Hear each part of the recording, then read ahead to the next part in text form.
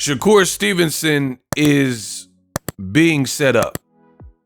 And I don't think a lot of you guys understand the play, so leave it to Boxing Ego to break it down in this video.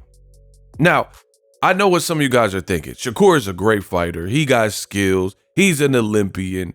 He was in the gold medal match, earning a silver medal. Come on, Ego. Tell us something. How is Shakur Stevenson being set up? Fine. Since you guys asked, I'll tell you. He's being set up with this thing called pride. In my opinion, pride has no place in the sport of boxing, meaning doing certain things off of pride that don't benefit or behoove you to do them, but you're doing them merely because of pride. I've never been a fan of that. I think recent example would be Errol Spence. Errol Spence, he had goals. He wanted to be undisputed, but I think he let pride get in the way and he let pride decide.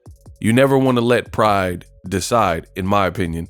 And in the negotiations, Terrence Crawford was being very stubborn, bullheaded, and he ended up giving and forfeiting a lot of the leverage that he had earned time after time, fighting champions, putting butts in seats, doing great sellout crowds at the AT&T Stadium, etc. And he did that by just giving up the farm to Terrence Crawford. And then when he lost to Terrence Crawford, not only did he lose, he lost in a bad fashion. 3 knockdowns, got stopped, first ever pro loss. That set you back even further, right? Terrence Crawford wanted things like a coin flip. If you're fighting Floyd Mayweather and you're anybody, you're not getting all these extra perks. Like Canelo was a rising star, but he's not. Cotto is a name and a legend in the sport. But Floyd, it says Mayweather Cotto, Mayweather Canelo. That's it. There's no you don't have that much leverage. You know what I mean? And I think Errol Spence should have understood that and not let pride decide and get in the way. Now, let me relate this back to Shakur Stevenson because some of you guys don't know. Oscar De La Hoya has been basically called out by Eddie Hearn. They got the Riyadh season connection, DAZN connection. They're two different kind of rival promoters on DAZN. And they're talking about doing a Golden Boy versus Matchroom 5 versus 5, similar to what they did with Eddie Hearn and Frank Warren's Queensberry promotion. So with that being said, both fighters, or actually both promoters, have come out and laid down the gauntlet of what they would want to do.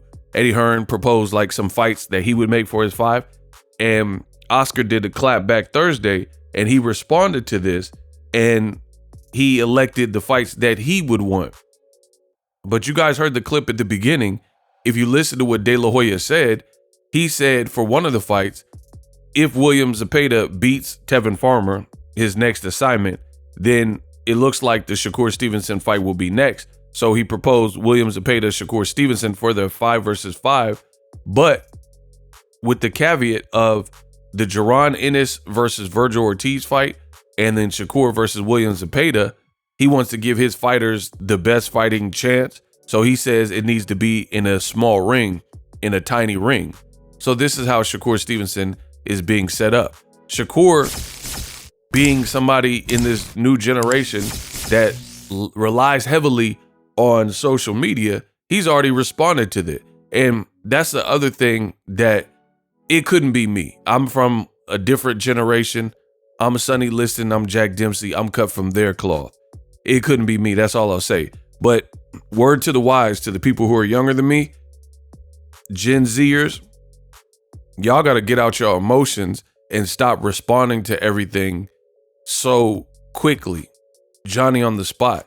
It really, in the long term, usually doesn't benefit you. And when I was in my young 20s, I was more hot-headed and I would make more rash decisions and not even really think about the long-term effects and stuff like that. I had a temper, things like that.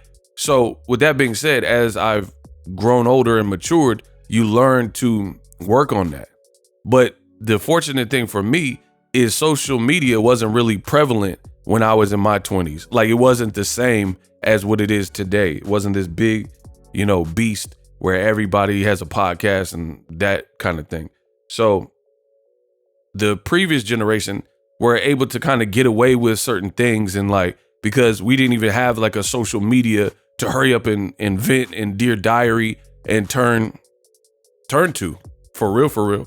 But now this new generation is utilizing, and I think that's also a bad look. But I don't want to get too distracted. I think Shakur using social media as Dear Diary is also a bad thing.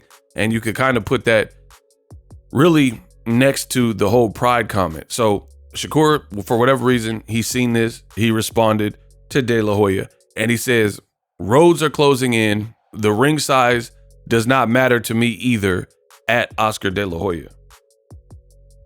Again, you can listen to me or you can believe whoever you want. This, to me, is a misstep from Shakur Stevenson, because you're putting this out here publicly, something in print where it could be like revisited. This is a tweet. Even if you delete, we know the internet and how it works. People got screenshots, people save stuff to their phone, etc. So Shakur is on record saying the ring size doesn't matter. This is not strategic to me, because who would a smaller ring benefit? Obviously, the bigger William Zepeda, who has that type of style. So I think this is a rookie mistake. Now, I understand Shakur thinks that William Zepeda can't beat him in any sense of the way. He got more skills. But what part of the game is it for anybody to not strategize and do little things that would benefit you? So, for example, what if Golden Boy says, let's wear 4-ounce gloves? Like, we'll wear some like thinly padded UFC type gloves. Is Shakur going to agree to that because he believes he's superior in every way to William Zepeda and Zepeda can't uck with him? Again, this would be dumb to me to agree to these things when at the end of the day, you're putting yourself more at a disadvantage than anything. But now, and here's the other thing, when you say stuff and it's in print, that's like a testimony. That's like a written confession from 12, right? So it's already kind of set in stone. Now, if anything happens in negotiations and Golden Boy was like, yeah, we want an extra small ring, you put out this vague, ambiguous statement, right? And you said the ring size does not matter. This is dumb. To me, this is dumb. This is just such a blanket statement. So I remember when Canelo fought John Ryder, the ring looked tiny. He was in Mexico, and I think Canelo was, even though he didn't stop John Ryder, I think he was trying to stop John Ryder. So they had him in a little tiny ring. It looked like a baby pin, like a little baby play place. It looked tiny.